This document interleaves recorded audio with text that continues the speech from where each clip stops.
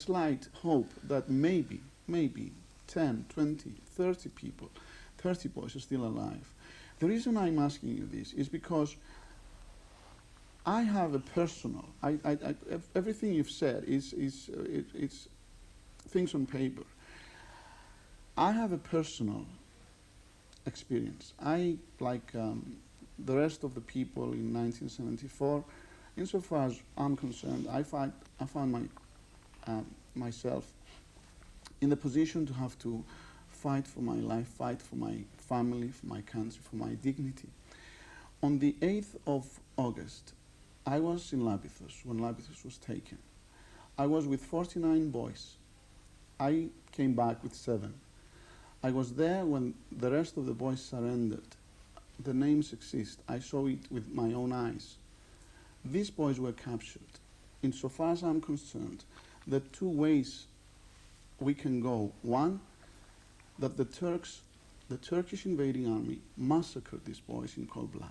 The other is that they were taken to prison. What happened? What happened is this. As Turkish army moved and they captured Greek Cypriots, unfortunately, they handed them over to fighters, to our fighters. Amongst whom there were people who had their families lost, their villages lost over the years. And massacres, if happened, it happened like this. Instead of taking them to police stations or to prison camps, they were killed. As soon as the Turkish army realized what was happening, that is when the rest were transported to Turkey. And Red Cross is on record saying everybody taken to Turkey has come back from Turkey. This is on record. Therefore, all this allegation, 5, 10 people may be alive, I ask you as a reasonable man, is there any logical reason whatsoever to keep people in prison or hidden somewhere over these years? What for? What for? I'm asking you, Mr. Denktash. There is no reason. I made a statement years back. Let us tell the families on both sides that these people are dead and there is no missing person. And immediately the next day the banner headlines was Denktash confesses that he has killed every missing person. This is not the way. I was approaching in a humanitarian way. Why? When I came back from Turkey after 4.5 years of prohibition, and we started talking with Kridis, the first thing I asked him was, what about the missing persons? We had 203 missing persons then. And Kridis told me frankly, they are all dead. Don't expect to find any of them alive. I came back to the families who were waiting for me, and I told them frankly, don't expect any of these people to be alive. They are all dead. They shrieked, they fainted, they accused me of not being interested in their affairs, but we passed a legislation which, under the presumption of death, it was 10 years, we reduced it to 5, and young women were able to marry, others were able to deal with the properties left to them, and so on. The agony was gone. But when I suggested that we make the same thing, we say, look, no one knows on the Greek side, no one knows that not one single evidence has been produced to the Committee of Missing Persons that missing person so-and-so was last seen place so-and-so and is still alive. There is no such thing. So as you say, now, as you say, the only thing is, I last saw them in area so-and-so while the war was going on. No, I saw them surrendering to the Turkish army. Well, I am telling you what happened thereafter. And it is because... So you're being frank in accepting that these massacres did happen? By our okay, people, Mr. Denktash, in revenge, again, we're running out of time. The message I'm getting is that don't expect, insofar as you're concerned, from the information that you have gathered, all these boys that are missing and all these people that are missing, they're all dead, yes? They are all dead, as all Turkish Cypriot missing persons are, unfortunately. On this very sad moment, Mr. Denktash, we need to make another break. Κυρίες και κύριοι, θα κάνουμε ακόμα ένα μικρό διάλειμμα. Θα είμαστε και πάλι μαζί σας σε λίγο.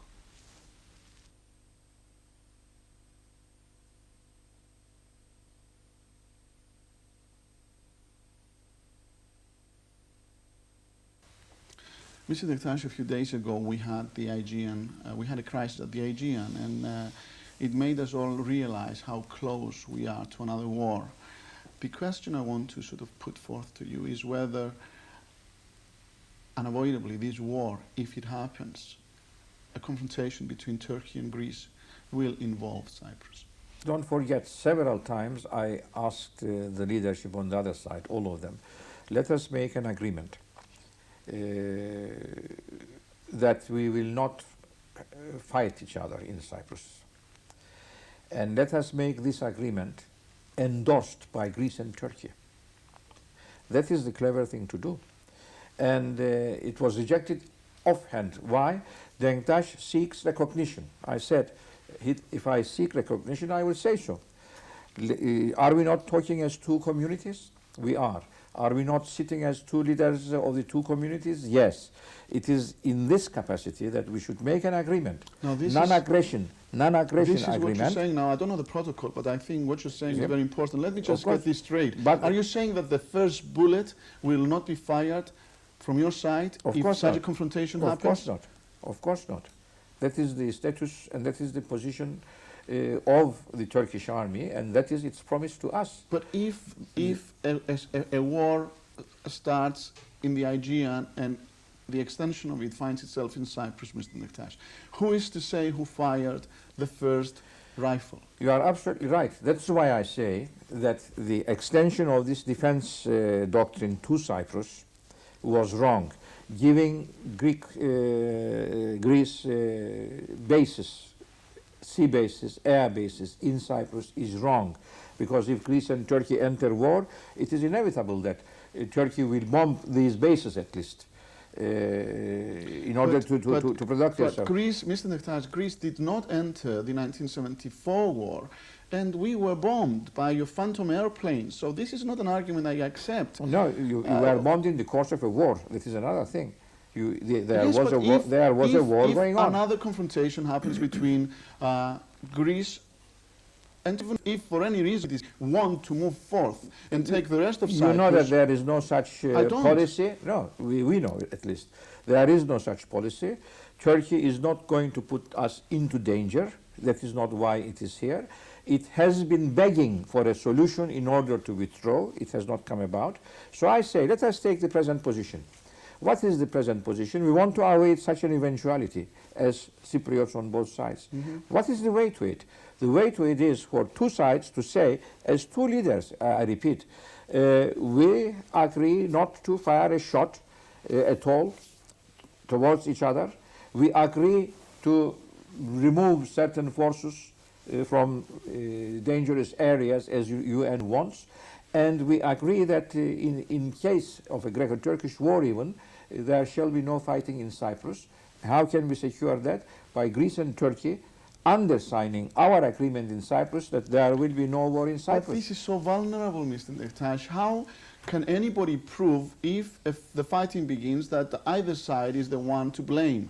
If you sign this. If the overall responsibility is taken by the two leaders, it is up to them to see that a small flicker stops as a small flicker.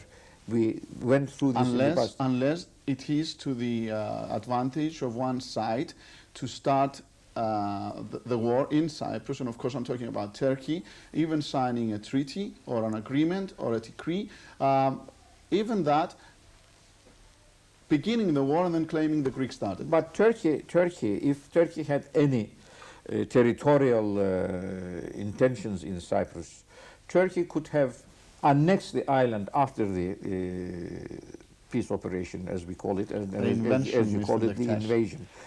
Well, I'm not going to quarrel with you, but if in a country one side calls an event peace operation that saved me, and the other one says it is an invasion, even that shows that the country is in two parts and the people are in two.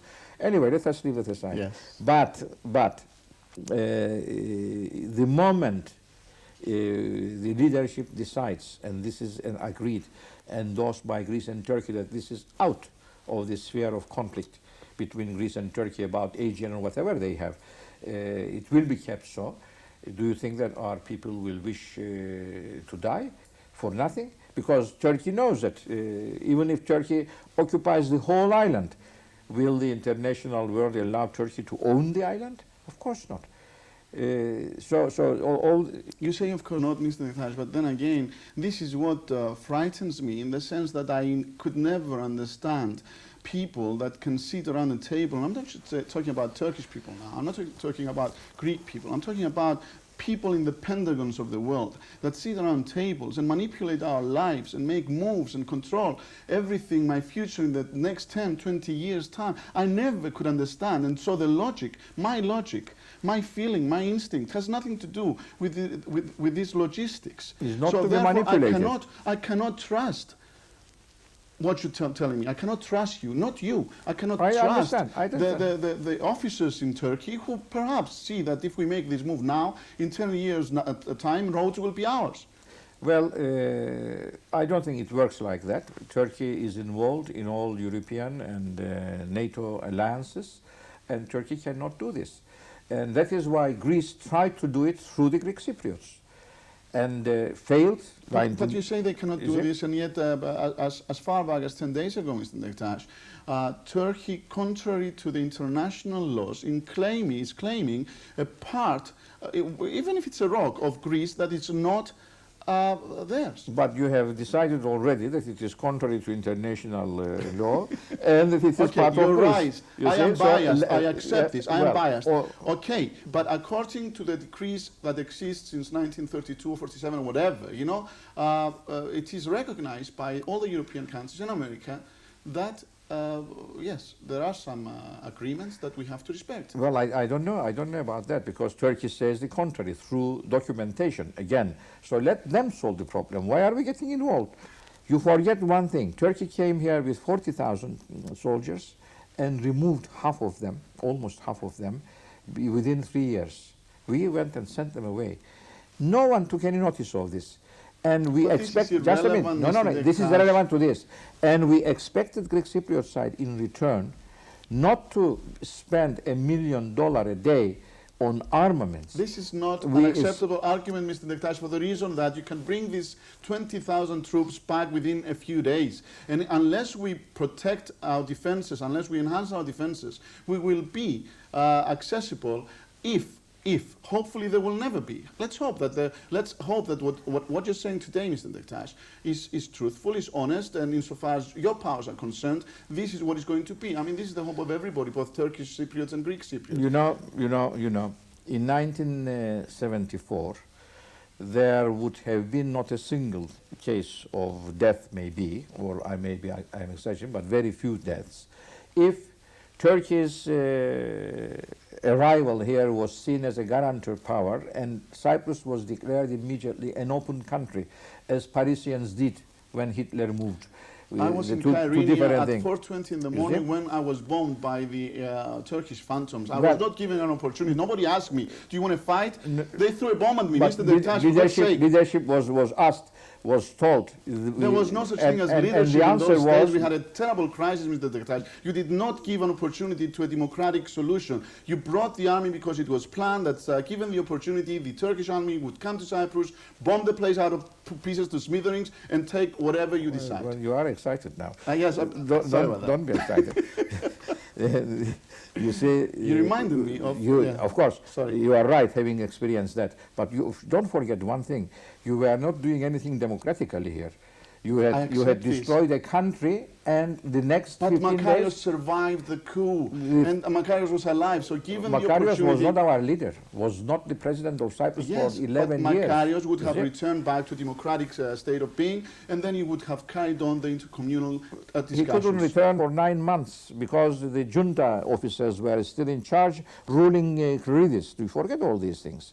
They were still in charge, the junta officers. And Makarios couldn't return until they were cleared off. So anyway, what I am saying is this. This may look very funny to you and very illogical and very impracticable, but to face Turkey in a war is suicide for all of us. For all of us, I say, because so many arms on your side, so many arms here, it is a suicide. What is the answer? The answer is not hands up, I give up. No, the answer is to declare to the world, this is an open country. This is an open, there is no war here. We are not going to fire a single shot. Then what can Turkey do? Then the international world will really see that aggression is by Turkey. But this is not what you are doing. You are defying Turkey, knowing that it will be suicidal. All right, let me throw something at you, Mr. Denktash. Having said that, if I were to say to you, would you accept if, let's say, since the honest wish of you and your people is to find a solution, a compromise, yes, on both sides, but a solution that we can work together in the future, would you accept that, given that these 30, 20, 25, 27,000 troops that you have here, they go back to Turkey and they're replaced by an international force, and they give us the time to talk, feeling more respect, feeling more trust, feeling more security, but until we find a solution? The Turkey's presence here is not preventing a discussion. It is, Mr. Denktash. When Greece was here with 20,000 troops, I talked with Kridis. I didn't say it. You had to, Mr. Denktash, like well, we have to so, right so I now. have to. So you have to. But an international force exists in Cyprus, you forget, since 1964. And what This happened? international force you have started existed paying in them. Cyprus in 1974, and they did nothing. They couldn't do anything. They just moved around, taking pictures and sending lab notes to the. I mean, Change their mandate. Let us sit together and change their mandate. You don't need to bring in an international force in a country where there is ceasefire and peace, where there is no fighting, thank God. You are merely trying, the objective is to do away with the Treaty of Guarantee. That is how we see it, and we cannot accept this. You must understand this. Let's talk about something else. We're moving into times that the sign of the dollar and the yen and the mark and the franc are the real archons and the leaders and the rulers and the gods of today. And we're moving into these times now. Now, it is a fact, and please correct me if I'm wrong, that the Turkish, and I know you were going to say because of the blockade and all this, the Turkish people, the Turkish Cypriots, are in a worse financial position than the Greeks are. But we're given now the hope to believe that provided everything is peaceful, we can move towards Europe, we can become one of them. Our children in 20 years' time will not have to worry about boundaries and about how to get from Larnaca to Kyrenia. There won't be such a thing as boundaries. There won't be such a thing as getting from Larnaca to Rome, or from Larnaca to Spain, or from Larnaca to London. So given that these boundaries and these walls of shame will drop one day, Mr. Denktash, tell me how we can move towards these times that finance and the dollar and the yen is in control, how we can prosper together. We are saying, let us give priority to settling the Cyprus problem. On the table, there exist sufficient elements or principles which can be molded into a settlement. Like, I repeat, the two parties are equal, they are not minority and majority. Cyprus is their homeland, it is not a Greek homeland or Turkish homeland, it is their joint homeland. It is these two who will settle the Cyprus problem without interference from outside. Treaty of Guarantee shall continue, and it shall be a bizonal settlement, and the property disputes shall be settled by exchange of properties and by compensation, so that daily friction is avoided. And these are sufficient material on which we can build the future. Will the people have a choice? The people that, let's say, their origins are from Kyrenia or more for all these occupied areas, will they have their choice to return to their homes? Not to their homes. Why not, Mr. They will come eventually. The first thing is to create the bizonality and make it a legal entity, because now we have it de facto. But we must make it a legal entity. You cannot have a federation while people on one side claim their properties on the other side. But they don't claim, it is Mr. impossible. Denktash, it is theirs. Yes, but we have agreed on a bizonal federal settlement. And Turkish Cypriots, you forget, for 11 years couldn't go to their properties in 103 places. Why? Well, Greek Cypriot says I'm not saying that this is right. it is What I'm our saying, security. Mr. Denktash, how can But we, let's talk about this because this is very important. How can we have both? How can we have this federal state, as I'm saying, with a central government really in control and having all the powers that any federal state around the world has, and at the same time maintain that the majority of the Turkish people will live within the I hate the word boundaries. Around in the areas that you decide, or we decide together, that will belong to your side. Why can we have both? Why can we not give the choice? Find a solution that will give the choice to the people that if they want to rule, to come and live under the policy of Mr. Denktash, fine, but give them the choice. Why have we moved to bizonality from an integrated Cyprus? Because integrated life was made impossible. And what are we trying to do for the future?